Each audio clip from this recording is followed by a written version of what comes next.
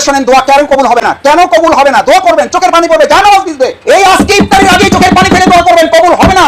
মন খারাপ করছেন, হতাশ হচ্ছেন, কিন্তু হতাশার কথাটাও তো আপনাকে জানতে হবে।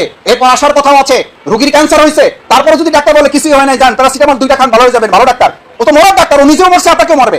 আজকের সমাজ হচ্ছে আপনাকে শুধু মান ক্বালা লা ইলাহা ইল্লাল্লাহ ফাদাখালাল জান্নাহ, খালি কলেমা পড়ো আর কই ঢোকো, এই ওয়াজ করলে আপনার কাছে ভালো লাগে। আর আমি যদি এই হাদিস শোনাই, আপনাকে যদি নাম্বার সহ বলে দেই, আপনি নিজে গিয়ে পড়ে দেখবেন। এখন মোবাইলে সার্চ দেন, আন হুযায়ফা রাদিয়াল্লাহু তাআলা আনিন নবী সাল্লাল্লাহু ক্বালা, রাসূল সাল্লাল্লাহু আলাইহি ওয়াসাল্লাম শুধু এটা বলে শেষ করেন নাই, ওয়াল্লাযী নাফসি বিয়াদিহি, যার কাছে আমার জীবন তার কসম।